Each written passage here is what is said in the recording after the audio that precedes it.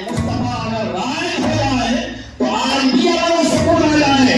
میں دین کا ایک تعلیم آپ کے سامنے پیش کر رہا ہوں, غور سے سنیے اور دیکھ لیجیے کہ اگر اس پر عمل کر لیا جائے تو سارے جھگڑے ختم ہو جائیں, سارے اختلافات ختم ہو جائیں. دین پڑھو, یہ دین کی تعلیم ہے, دین کا یہ اشارہ ہے, شریعت کا یہ حکم ہے. اے لوگوں, اگر تم میں عمر کے اعتبار سے کوئی بڑا ہے تو اس کا ادب کرو, اس کی تعظیم کرو, اس کا احترام کرو.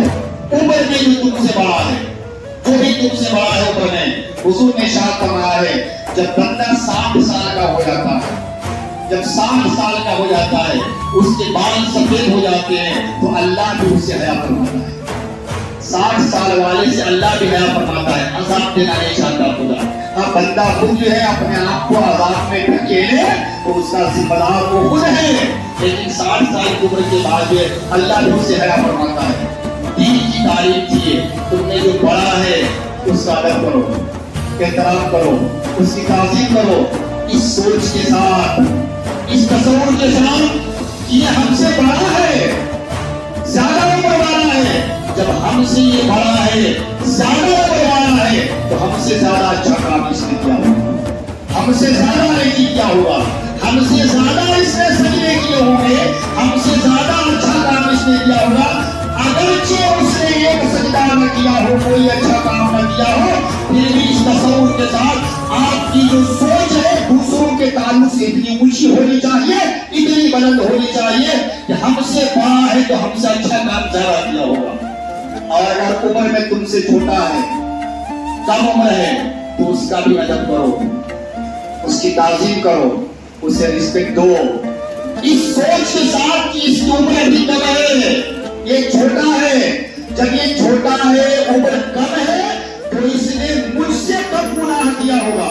میری عمر زیادہ ہے, مجھ سے گناہ زیادہ ہوگے, اس سے گناہ کم ہوا ہوگا. پھر دین کی بھی تعلیم تھی, تم نے جو عالم ہے, پڑھا لکھا ہے, جاننے والا ہے, چاہے کسی بھی سبجیکٹ کا عالم ہو, کسی بھی چیز کا عالم ہے, جو جاننے والا ہے, اس کا ادب کرو, اس کا احترام کرو, اس کی تعظیم کرو, اس سوچ کے ساتھ یہ ہم سے زیادہ پڑھا لکھا ہے.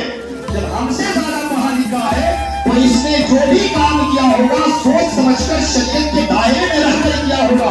اور اللہ کا ارشاد ہے کہ اللہ کے نزدیک جو ہے سب سے زیادہ اس کے بندوں میں ڈرنے والے علیم ہوا کرتے ہیں.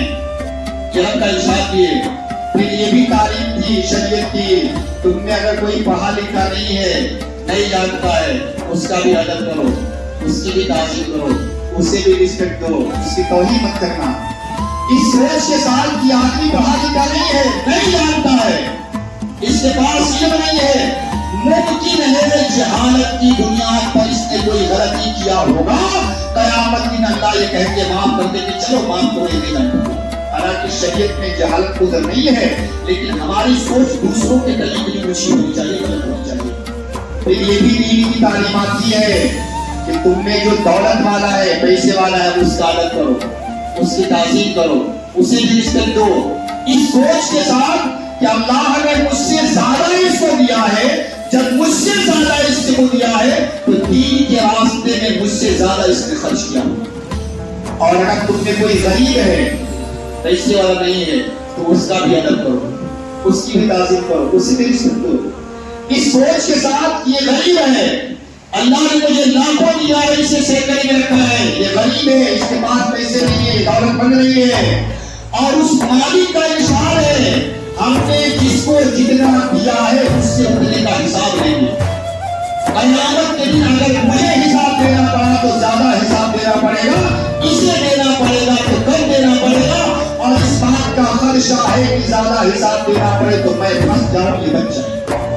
اب ذرا سوچیے, دین کی تعلیم ایک دوسرے کے تئیں سوچنا کتنا بہتر طریقے سے تھا. اگر اس طریقے سے سوچا جائے تو جانتے ہی کیا ہوگا, چھوٹا اپنے سے بڑے کی توہین نہیں کرے گا, بڑا اپنے سے چھوٹے کی توہین نہیں کرے گا, پڑھا لکھا ان پڑھ کی توہین نہیں کرے گا, ان پڑھ پڑھے لکھے کی توہین نہیں کرے گا, پیسے والا غریب کی توہین نہیں کرے گا, غریب پیسے والے کی توہین نہیں کرے گا. سارے جھگڑے ختم ہو جاتے ہیں, سارے اختلافات ختم ہو جاتے ہیں, ساری برائیاں ختم ہو جاتی ہیں. بس شرط یہ ہے ہم پڑھ لیں, ہم جان لیں، ہم دینی تعلیم بھی حاصل کریں، ہم دوسری چیزوں کو بھی پڑھیں، اور ساتھ میں ضرورت پر بقدر ضرورت ہمیں دین بھی پڑھنا ہے۔ جب دین سے دور رہیں گے تو یہ سمجھ لیجیے کہ ہمارا کوئی ہمیں نفع نہیں پہنچا سکتا ہے، ہمارا ہر علم جو ہے نفع پہنچائے گا تب جب ہم شریعت کے دائرے میں رہ کر اسے حاصل کر رہے ہوں۔ ہماری تجارت ہمیں نفع پہنچائے گی شریعت کے دائرے میں رہ کر حاصل کر رہے ہوں۔ ہمارا اٹھنا بیٹھنا کھانا پینا یہ سارے عبادت میں شامل ہو جائے گا اگر ہم اللہ اور رسول کے فرمان کے مطابق کھا رہے ہو یا پی رہے ہو یا سو رہے ہو، سب عبادت میں شامل ہو جائے گا۔ کھا رہے ہیں، پیٹ بھر رہا ہے، اس ہاتھ سے بھی کھائیں گے تو پیٹ بھر جائے گا، اس ہاتھ سے بھی کھائیں گے تو پیٹ بھر ہی جائے گا، اندر ہی جا رہا ہے، مگر ایسے کھانا منع کیا گیا ہے، ایسے کھانے کو حکم دیا گیا ہے۔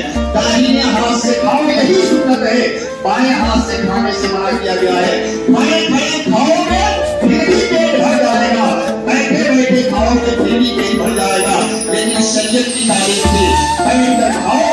کھڑے کھڑے کھانا جانوروں کا طریقہ ہے، انسانوں کا طریقہ نہیں ہے۔ کھڑے کھڑے کھاؤ گے گنہگار ہو جاؤ گے، بیٹھ کر کھاؤ گے پیٹ بھی بھرے گا اور شریعت پر عمل کرنے کا ثواب بھی مل جائے گا۔ پانی پینا ہے نا، ایک گلاس پانی پینے میں کئی سنتیں ادا ہو جائے گی۔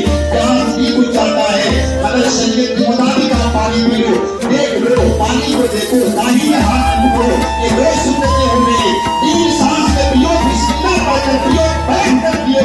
ایک گلاس پانی پینے میں نبی کی 5 سنتوں پر عمل ہو گیا، 5 سنتوں پر عمل کرنے کا ثواب مل جائے گا۔